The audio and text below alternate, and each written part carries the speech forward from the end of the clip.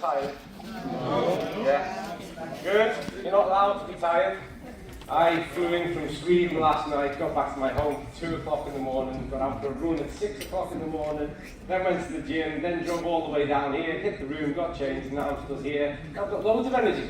So you've got no excuse, okay? You're going to clap and cheer and laugh and do all that good stuff that we're going to do. It's actually a different one. I've got 2 presentations today, which is a privilege. And the first one is that I'm going to talk through a new product that we've launched, which you might be aware of. Oh, Steve, are people aware of the new product? You've received one today? How good is that? So that's what we're going to talk through. Multify. There was an online event where there was a kind of online launch, and back at Director Trip we did the reveal of this product. And now I'm going to talk you through that, and then later on, in the second section, I'm going to talk about a few more kind of general things in the context of Zinzino and what we do in the product team, and what inspires us, and what we're focused on, and what we're trying to achieve with all you good people. And now I'm going to see, because I can see stuff changing on the screen, what would happen if I press this button? A lot of my life has been driven by that question. Let's have a go. Oh, magic of technology. So we're going to go through Multify. But before we do, I think I've got 40 minutes and there's no timer, so best of luck everyone. Hope you brought sleeping bags. Before we do, I want to put this into context, because there's been something that has really irritated me for a long, long time, and it might actually be some of the people in this room. It's people who have children but aren't prepared to be parents.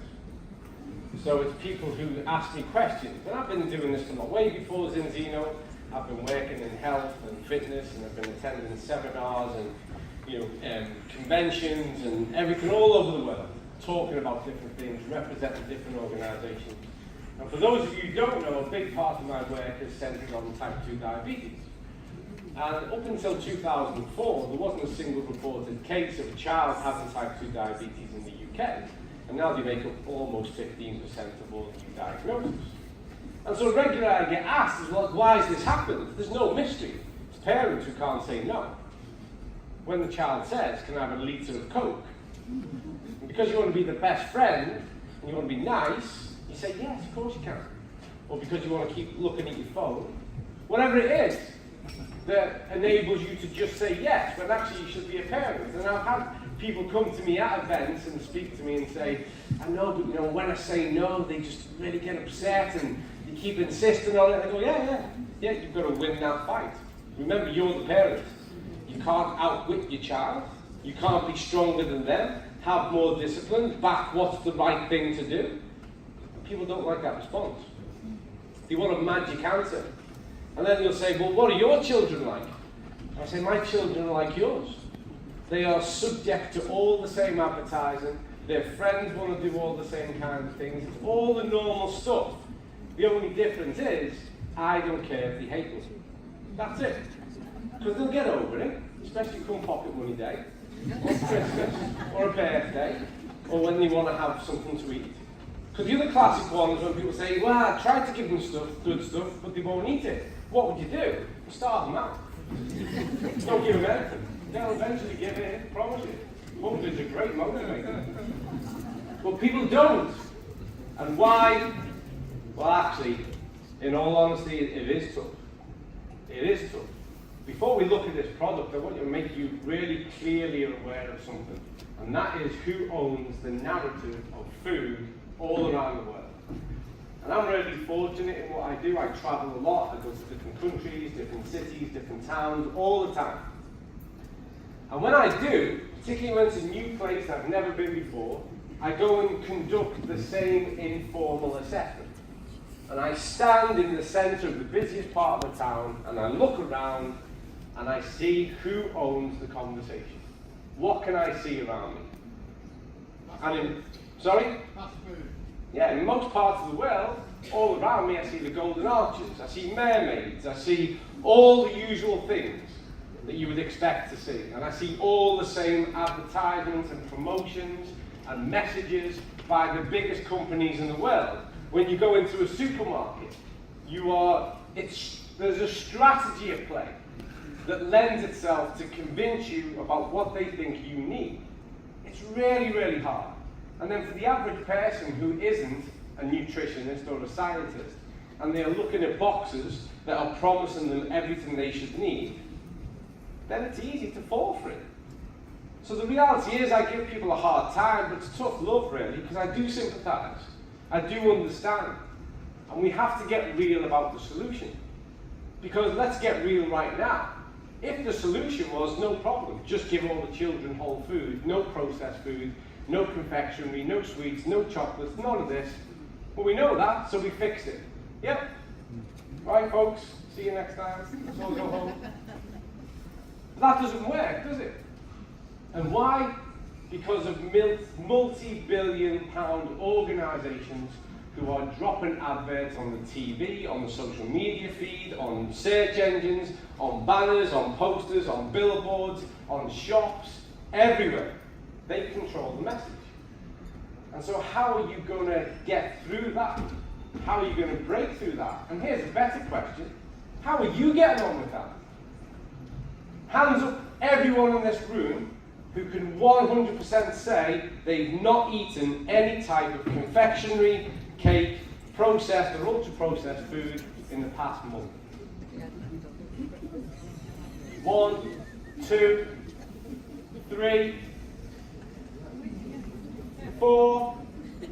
And you know what? I'd happily dedicate time to grill and investigate that and ask a series of questions and see how accurate that stands up. Because it's so hard to do in reality. Because half the problem is, and half of what shapes our life, is we are influenced as much by what we don't know as what we do know. Most people go out with the best intention. And more often than not, there's been several times when I've had a revelationary moment with someone and said, you do realise that that's ultra-processed? Is it? Really? Do bear in mind that there are parents all around the world who are surprised that a monkey on a box telling them to give their kids chocolate in the morning is not a bad idea. Anyway, parents think it must be good, because it says it's got everything from A all the way through to Z in it. And a monkey told me. So, that's what we're dealing with. And the thing is, to be effective, it's got to be convenient. And if we're going to start to change behaviours, if we're going to start to get our children to think differently, we've got to lend ourselves to the narrative. We've got to go where the river is pushing, and then steer them off when there's a suitable safe harbour. That's what you need to do. And also, and I have to remind people of this, we're about to enter into the second quarter of the 21st century. And I know there are lots of people who want to look backwards and talk about leafy green times and farms and agriculture and how everyone lived off the land. And that's really nice and romantic. 100 years ago, there was 2 billion people living on the planet. Now we've got just over 8 billion. We've got the same amount of resources, but we've quadrupled the amount of mouths to feed. You'll all be aware, because I know you keep up with this kind of stuff, that back in March, The Lancet, one of the highest impact journals in the world, published an article that reported that there are now over 1 billion people on the planet who are obese, clinically categorized as obese. One of the most alarming things about that is, first of all, we knew it was going to happen. No one tapped the brakes. Secondly, what it means is that there are now more people obese than there are starving in the world. So we've tipped the terms of what it is to have an issue with food. 8 billion people, same size planet, limited resources. So I hate to break your hearts, folks. We're not going to go back to the leafy green days where everyone visits the local farm to collect everything brand new. And I know there'll be someone in the room who says, I do. Well done. Fantastic. You're amazing. I've just got to take care of the other 7.9999999 billion, and then we'll all be okay. So that's what we're trying to do. And this is a true narrative as well when people counteract some of the decisions we make. Where they'll say, yeah, but what about this and what about that? But I used to tell my students at university that the term yes, but is the song that people sing on their way to hell. Yeah, but, yeah, but, yeah. Yes, but means yes, you're right, but I still want to say this. Just forget the but and go, yes, let's do that. And so Multify is all about how we lend ourselves to convenience. Multify is all about how we start to change ideas about food behaviours, but it's also health by stealth. We've created something that children will like, that they will enjoy consuming, and little do they know, we are hitting them up with some essential vitamins and minerals, prompting their immune system to respond, become adaptive, and do all the things it's meant to do through an interaction with real food.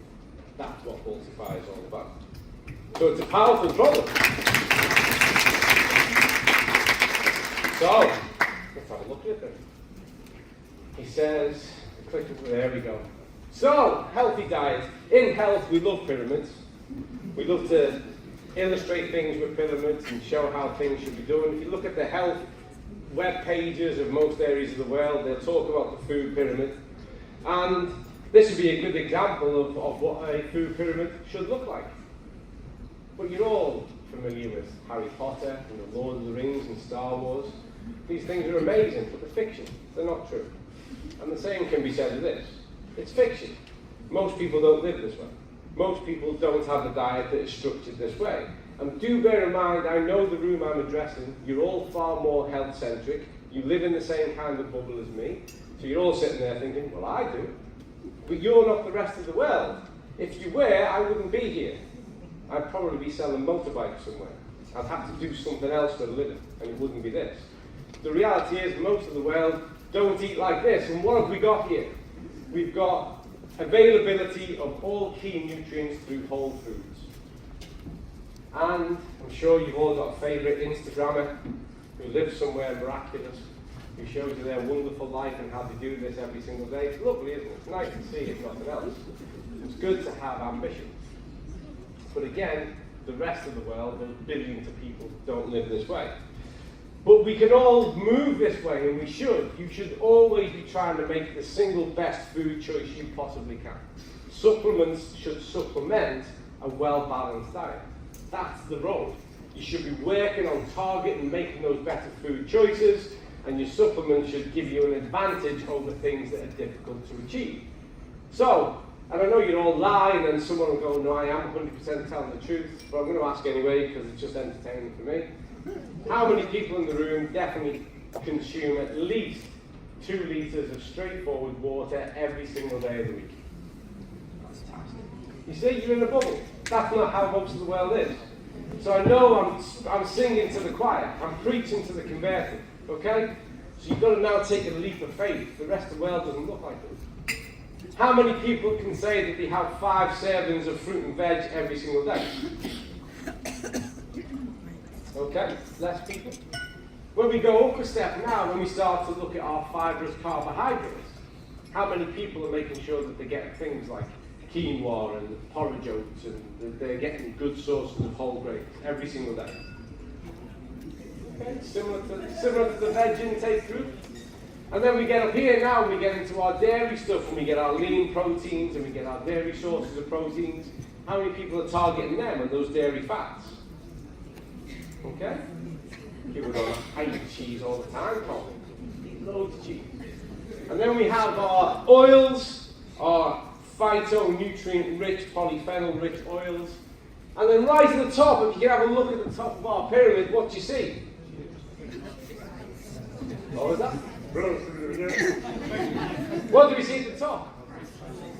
Yeah, we see some confectionery. So surely you'd be thinking, what is someone who's focused on health and getting everyone to do better, why would they include that in their pyramid? Why would we do that?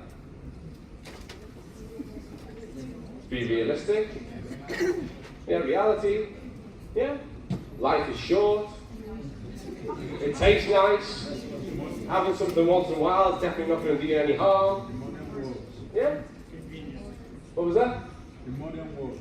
Yeah, it is, and it's there. The problem we've got is that the pyramid doesn't look like this. The problem we've got is the pyramid looks like that.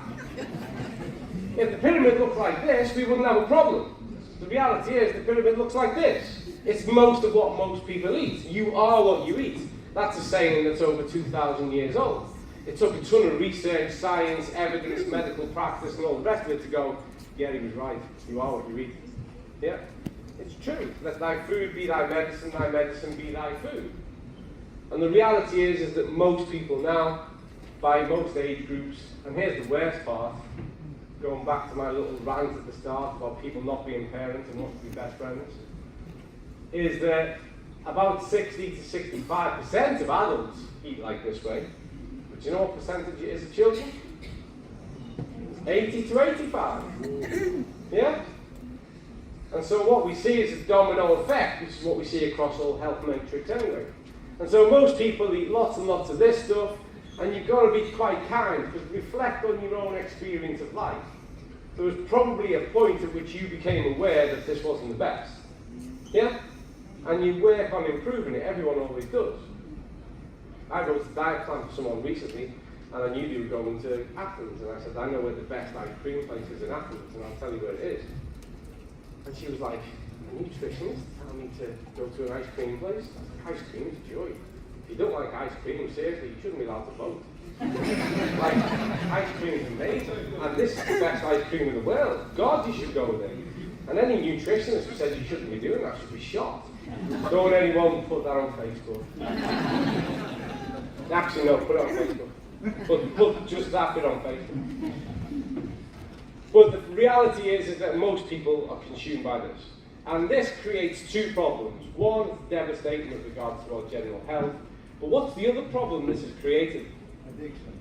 Yeah, you can't get addicted to food, and then there's always someone goes, oh, you're addicted to carrots. No, you're not. You just really like them, you know they're good. You literally have a physiological addiction to this. It's not the same as your liking for broccoli.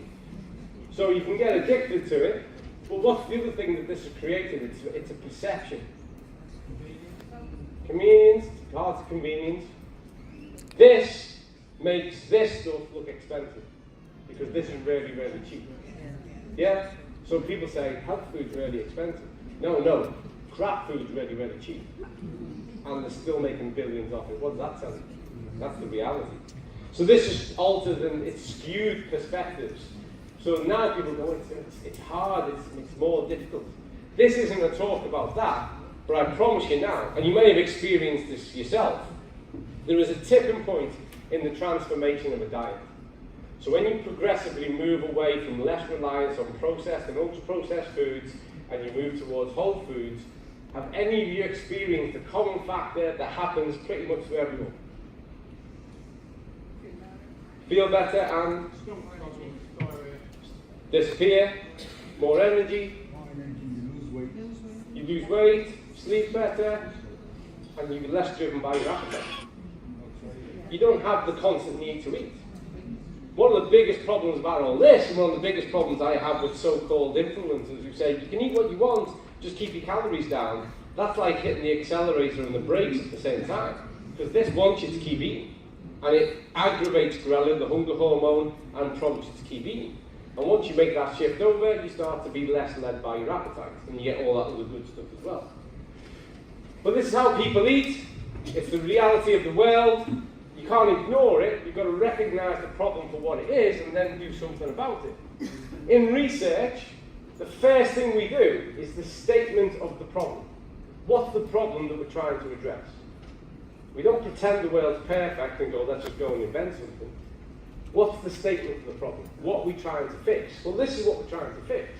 This is the reality for most people. And if information alone was ever enough to change anything, it already would have. I remember a long, long time ago, back in the early 90s, we thought it was a lack of information that led people to make bad choices. Then we got the internet and instant access to information, and we found out it definitely wasn't that. Yeah? People can find out like this, but they don't. They don't change. What's the key to changing behaviour? Education is part of it. Decision. Kind of. Kind of. Okay, I'm going to ask a question. Everyone in the room put their hands up if they're not aware that smoking is bad for you. I've never met anyone who doesn't know, but I've met loads of people who smoke. It's not awareness, is it? The key to behaviour change is simple with humans. You've got to make it easy, and you've got to practice. Consistency is key. You're the outcome of the things you do most often. You've got to make it easy. Humans are creatures of convenience. We will look for the path of least resistance. Actually, it's been a huge evolutionary advantage. But in the terms of manufacturing behaviour change, you've got to make it easy, you've got to make it accessible. And so, if the clicker works, you have to recognise this is the landscape that people are navigating through. There's a different talk I do, which is where I compare the left and right side of the cereal aisle in the average UK supermarket. And you see a distinct difference. In the cereal aisle, it's a fascinating place to be, because the adult side normally has 2 or 3 shelves. It's big. And they'll have some offers on things, and they'll have things like special K, promising you'll be slim if you eat 20 packets of it, and all that kind of stuff. They'll have things that are packed with protein, because you all know if you shove enough protein in it, it's amazing. And on the other side, you'll have 4 or 5 shelves. And that's where all the children's items are. And the reason why there's more shelves is because children are growing, and you want to capture them at every age. And over there, you've got frisbees, and you've got comic books, and you've got monkeys, and you've got monsters, and you've got all these crazy things grabbing your attention. And you'll see deal after deal after deal. And if you navigate your way down that aisle, somewhere near the bottom, near the ground, you'll probably find the porridge oats. Yeah? And I don't know about down here, because it's a bit more posh down here than where I live. But we have a rule about food on the floor. Yeah? I don't know, back home where I'm from, it's the 3-second rule. Yeah? You guys are probably like the nanosecond rule. No, Charles, put it back. You know, there's a place close to me called Witness, they have the 3-hour rule. It varies, but there's a rule. And don't think it's by coincidence. These companies pay to have their products in a certain place. This is not conspiracy theory, it's just a fact. They pay to have it in a certain place, to grab your attention and make you an offer. And what we see here is the industrialisation of food, and everything's in a packet. I always find it mad when you go to a supermarket and you can find things like salad in a packet. Like nature didn't put it in something already, you could just carry it home. It's even got ludicrous now. Have you seen this? And you have it down here, though, because you are posh. Waitrose, you can buy bags of sliced banana. Because bananas don't come ready packed. You need that to be peeled and sliced and put in a plastic bag for you, don't you? And so this is what people think of when they think of food. And this is true. They think of brands. When I ask people to talk about food, more often than not, they'll tell me brands and not food items. So this is the reality, this is the statement of the problem, this is what we're navigating. And the problem with all of this is it's calorie high and nutrient low. Not only that, because of something called the food matrix, because the body's really canny and it's learned how to, take nutrients from nature. We've been on the planet a long time. And so our body, there's an interaction through the oral biota. This stimulates activity within the gut biota, upregulation of certain enzymes, the body gets ready to receive certain things. So not only are the nutrients insufficient, there's no pathway that says you have to get ready to receive this. So most of what happens here is lots of energy, low nutrients. And that's the mechanism that we work. And people consistently overconsume. So, let's have a look at the statistics then. How much of children's energy is from ultra-processed foods? In the UK, on average at the moment, it's 61 to 68%. So when we talk about children now, we're talking about children beneath the age of 16, okay? So it's a purely child category. USA, 58 to 61. Another interesting statistic that was published in Nature, which was in February this year, is that less than 7% of North Americans are in good metabolic health now. So over 93% of Americans have got poor metabolic health. And whatever happens there, typically happens. Australia, 47 to 54. Brazil, 31 to 49. Mexico, Belgium. So we see a sliding scale, and we're winning a race no one wants to win. Well done, the UK. Come on, Rule Britannia. Yeah? That's where we're ranked from.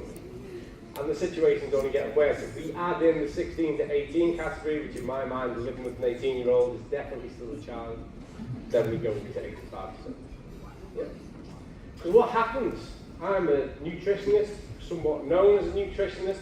My children have grown up in a home, living with a nutritionist and a sports scientist, and I control 99% of what they do and eat and think about food. But they're humans and they're normal, so what do you think happens the minute they're 60 and you've got pocket money and you've got the friends? Yeah, all the usual stuff, the rebellion, yeah, I'm going to show you, all that stuff, yeah, because they're just kids. Thankfully not Mackie D's. They have gone to other ones, but they know how much I hate that. So, because they still love me, they won't do that. You know that we see them prepare the one. I think they've done even one that's just as bad, which is eat from a bucket, Kentucky Fried Eden. But there we go. One off. But this is how we look, okay? So this again, it's an insight to the real problem. And remember, ultra-processed food, this is no conspiracy theory, this is not a controversial thing to say anymore. It's published in all the medical journals and the scientific research. There are media books getting published about it now. Ultra-processed food is not technically food. It's a food-like substance, defined by being characteristically high in calories, very low in nutrients, and actually defunct in its nutrient provision, and lends itself to a level of physiological addiction. So we know that ultra-processed food is not technically food, but it's the majority of what people eat. It is now. So, I don't mind.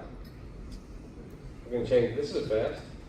In all my years of presenting, I've never had to change clickers, change microphones. Yeah. I've not done a Bucks Fizz either and changed pants. So it might happen one day. I'd welcome it. Right. So let's spend a little bit of time on this. We've got increased energy intake. We have a huge issue with regards to overweight and obesity, and it's starting at a younger age. The average amongst children now is a 10% increase every 10 years. And it was exacerbated by COVID, so we saw an acceleration in COVID because people were mobilised less, doing more at home, and food for the sake of breaking boredom became more of a feature. So there's been this bit of a spike and a blip, but technically what we're seeing is a 10% increase every 10 years. We get suboptimal dietary habits because we are creatures of habit. This is the important thing. What we learn at home, we typically carry on into life. Most people, when asked, will reminisce romantically about their home-cooked meals, even if they were abysmal, but they had them at home. It's got this nostalgia attached to it and this rose-tinted spectrum. But more importantly, we create nutrient imbalances. And this we have measurable outcomes on with regards to then things like symptomatic alterations. Young adults who are dealing with mental health crises, who are dealing with different types of gut disorder like IBS. We're starting to see things like metabolic syndrome, type 2 diabetes, pronounced risk of certain chronic diseases. And the problem we've got at the moment when it comes to chronicity and disease is a lot of them used to be called diseases of old age, which is not true anymore. That statement doesn't get attached anymore. They're just diseases now, because they're impacting across multiple age groups. And we know biochemically, and if there's anyone in the room with a biochemical background, I welcome your contribution on this. Nutrients, vitamins, minerals are the alphabet to the language with which the body communicates. When there is a deficiency, there is a delay or a breakdown. That's just the way it is. And we can illustrate that at large. We can look at it in a typical, normal, non-influenced condition. We can look at it in a viral condition. We can look at it in multiple conditions. And what we see is the role and the functionality of the adaptive and the innate immune system and how it performs and what needs to be at certain places to regulate and to facilitate. So when we have nutrition imbalances, we have dire consequences. And a lot of this for our children compromises their development. And that's critical because we're shaping up the adults of the future and we're compromising the adults that we're shaping up. We're looking at neurological factors as well as growth developmental factors, as well as that interaction, that adaptive part of the immune system and how robust it needs to be. So this is profound, and this is what leads us on to the development of a product like this. Clicker works well better. Round of applause for the new clicker. So our ultra-processed foods, they're high in calories, high in saturated fats, high in salt, high in sugar. They're low in vitamins, minerals, antioxidants, and fibre. You probably know this, given the room that I'm speaking to, but most people in the UK consume less than 50% of the recommended dietary fibre intake per day, every single day, less than. And this isn't a conversation about gut health, but you probably are aware that it's those dietary fibres that nurture and foster a good, healthy gut. It feeds those bacteria that are functioning on your behalf. And so it's insufficient. So we get poor gut development. That notion of you are what you eat, and I promise you now, the gut is the centre of the human universe. If you're not nurturing your gut, then you're not nurturing yourself. Antioxidants, when we start to look at cellular function, when we start to look at cellular restoration. Minerals, with regards to the functionality of pretty much every process in the body. And likewise, vitamins.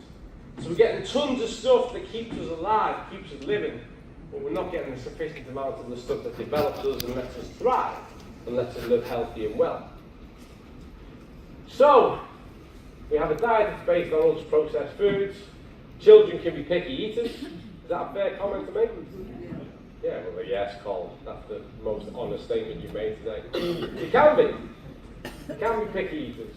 And then, back with that, you've got, as I started off with, some, not making any accusations, but some parents are prepared to take on the challenge and insist and encourage the best behaviour and push it through. I know, no one likes to be unpopular and all that kind of stuff. So we need to put it back in. We need to equip people to win the war, health by stealth. We just need to put it back in. And we need to be able to meet individual requirements. Because some children will be getting some of those things through the diet, some children will be getting lots of those things, and then there'll be those who are getting barely any at all. So it has to be individualised, and it has to be something that's going to measurably have an impact, have an effect. And that's where the Multify concept came in. That's what led us to this. And it will be easy for you to sit there and say, Col, there's loads of children's multivitamins on the market. This is a Me Too product. All you've done is you've just done what everyone else does. You've done a multivit for kids. So what? It'd be easy to think that. But as I'm going to show you now, it's decidedly different. Most multivitamins on the market are, and we did a market analysis. We surveyed, we canvassed them all, as well as looking at the research extensively as to what we needed to do to manufacture a multivitamin that was actually going to work. And I promise you now, way over 99% of the products that are on the market don't meet the demand. They are insufficient in what they provide. So, here are our goals. We set out the goals, every project has a goal, and this is very different, because the goal here was different. To a certain extent, with health-centric, with health-motivated adults, you've got more leeway. For instance, I can give you something like a multivitamin, you don't really care how it tastes. But give you Extend, you're just going to swallow it down with water, job done. You know what's in there, you're invested in what that gives, and it's not really about the experience of taking it, it's just what it is.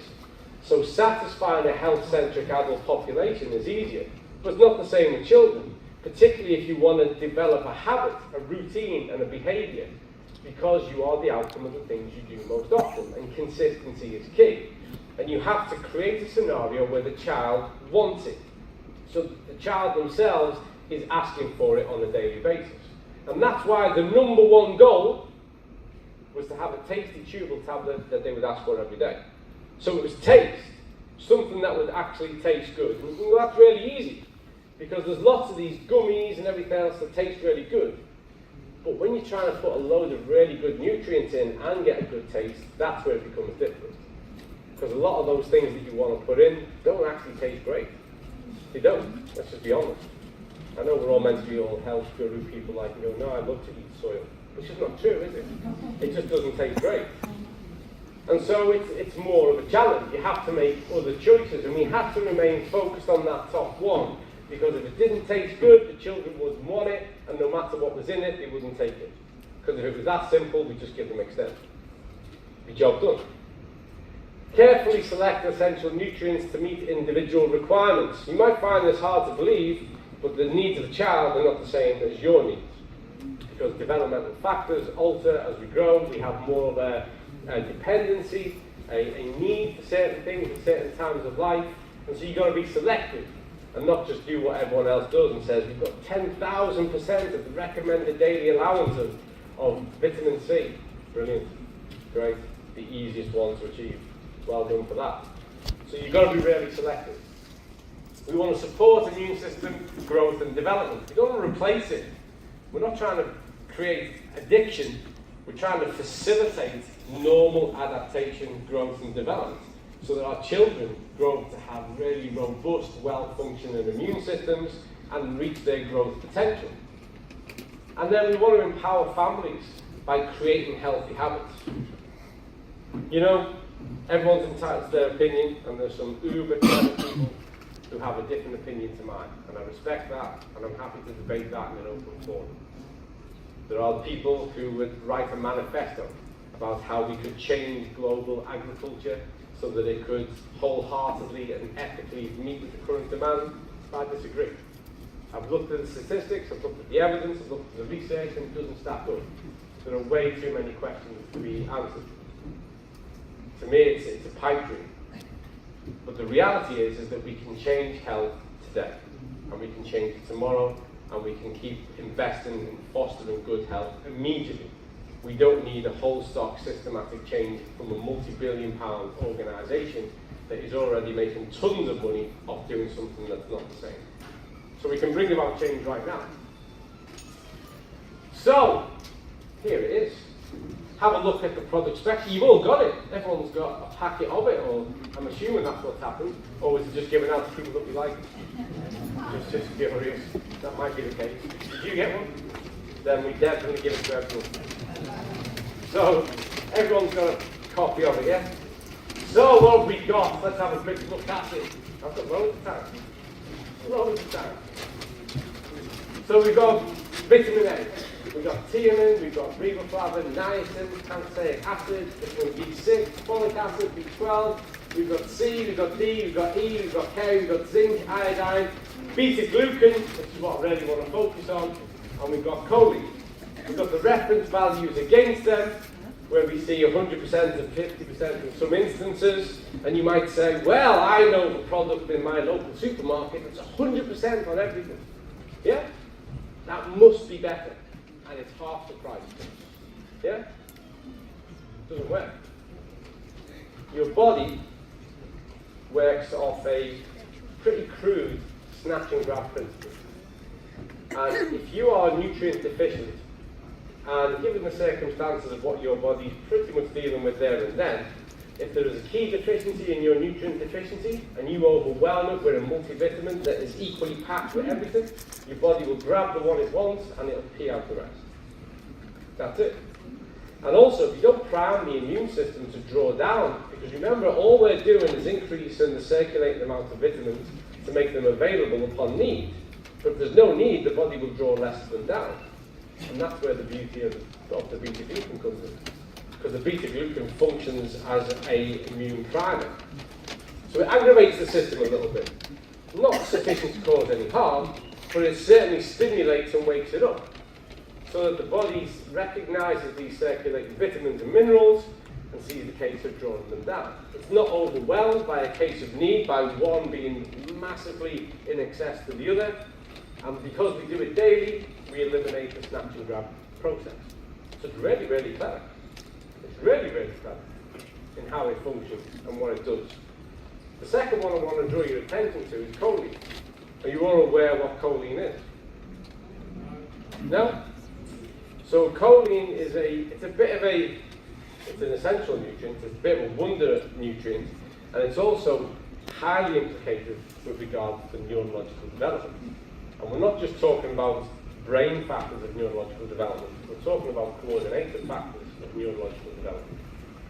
So there are a number of trials across the world that showed revealing and remarkable results in the case of certain child-orientated cognitive dysfunction where they've introduced choline and seen manifest huge improvements and change.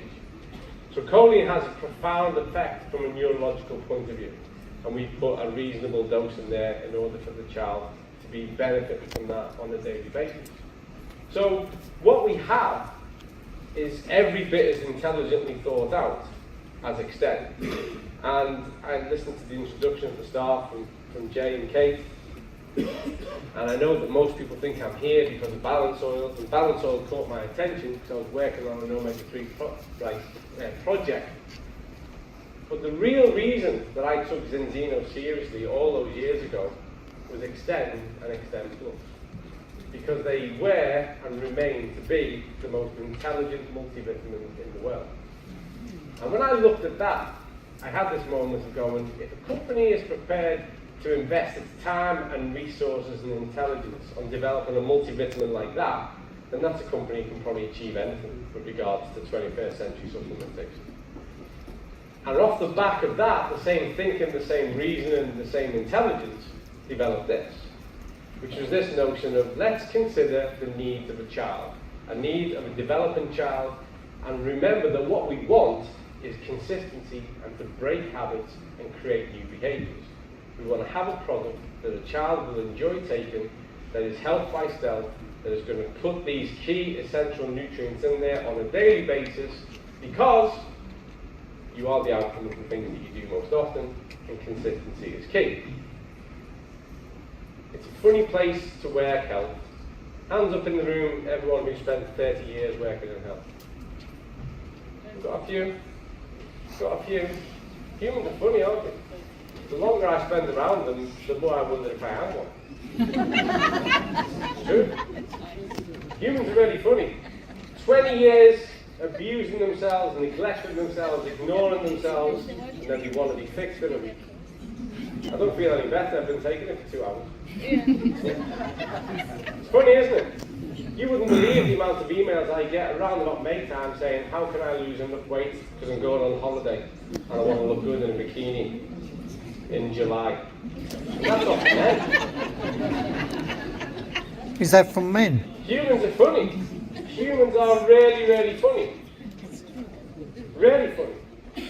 I get it now, being the age I'm at, and we've all got Facebook and Instagram and these social media places where we keep in touch with the people we grow up with. And I have friends who I went to school with who'll go, you know what, Carl, I did the couch to 5k. I go, brilliant, well done, superb. And they go, but I've had a look at your Strava times, and I still can't do that. And I go, the difference is, mate, is like when we were going to PE as kids, age 11 and 12, I never stopped. So all these years in between, whilst you've been off to Magaluf and you've been doing all the rest of everything you've done, I just kept doing this stuff. It's going to take a bit of time. Just keep at it. Keep at it and review it in a year or 2 years' time or 3 years' time. Be thinking about what you're setting up for in the future. Plan ahead as to what you're investing in for yourself, not what you're just acutely trying to fix right now.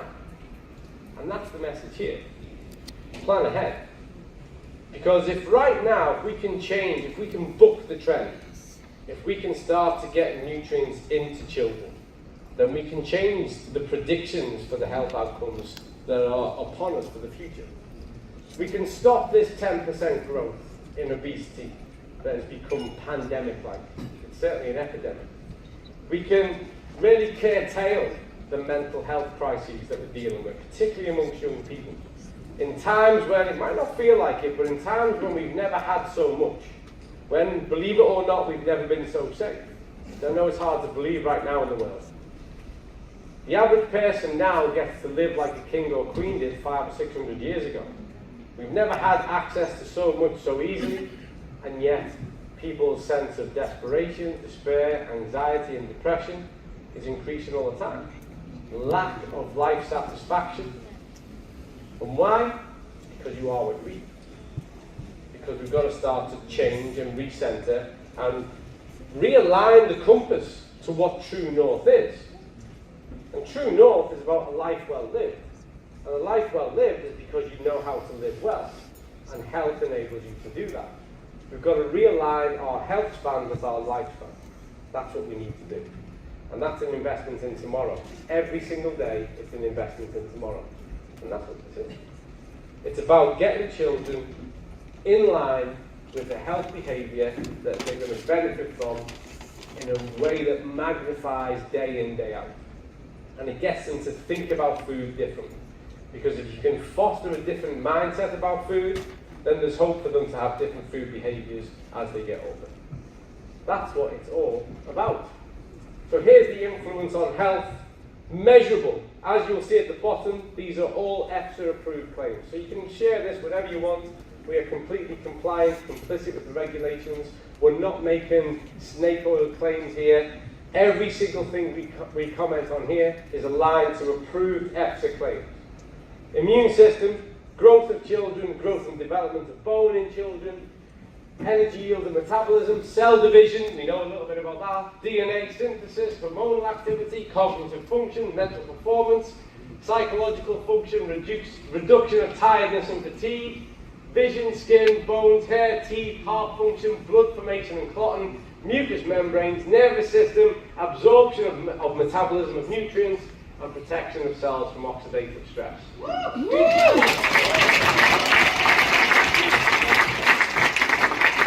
In 2 tablets. It's not bad, is it? So that's what we've got. That's what you've got. And I think for any parent in the room, or for any parent you know, the reality of what you've got is an opportunity to change the statistics.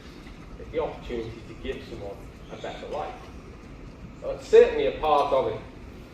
So we've got immune support. This is what I want you to remember. I've discussed a lot, I've said a lot, you might not have agreed with all of it, but if we get right back to the product, when you're talking about this with people in your network, this is what I want you to remember. Keep it simple. Immune support, growth, development, cognitive function, whole body support. And God knows we need to work on cognitive function. We need to revitalise intellect and creativity. Year on year, as our waistbands get bigger, our IQs are shrinking. Genuinely, by every measurable metric. We need to reinvest in creativity and intellect. We need to unleash our children to think freely, constructively, to wonder about the world and to ask really good questions. And that's the best hope we can have for the future and for future societies.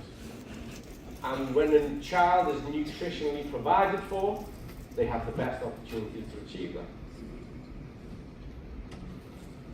We have vitamin D, iodine, choline, vitamin A, zinc, those beta-glucans. And if you were to derive all of this, we've got our daily recommendations, but if we were to derive all this from a diet, I'm going to show you in a moment. So children 4 to 11, 1 to 2 tablets per day. Adolescents 12 to 18, 1 to 3 tablets per day. And adults, because it tastes really nice, 1 to 4 tablets per day. And you might prefer it to extend. We actually had somebody at the factory in Norway who was consuming so much of it, we had to stop them from having genuinely. He was eating about 20 tablets a day. So like, too much of anything's a bad thing. So there's the guidelines. Yes, adults can consume it. Yes, children can consume it. You see that we put in 4 to 11 because you've got to be really sensitive to those developmental factors at a younger age. And also it's a tablet, it's a chewable tablet, and we don't want anything that's going to present as a choking hazard. So 4 to 11, 12 to 18, 18 plus, all of us. And then here's the kind of diet you would have to be hitting up to derive the same amount of nutrients on a daily basis. From 2 chewables. We are always encouraging better food choices. We are an intelligent, ethical, moral food supplement company. We know that we can be intelligent with food supplementation, it can give us an advantage, and it can actually address areas that are so difficult to do in the diet that it's just far more realistic to do it this way. But you should always be trying to explore the world through flavour. You should be trying different types of real foods, and you should be introducing them to your child on a daily basis. It develops the oral biota, the gut biota, it resonates and resounds in the immune system. But the reality is you want a lifeline through the middle, and that's what it gives you. So, there we are. Endlessly researched, carefully created, specially formulated for growing humans. And there, folks, is Multify. Thank you.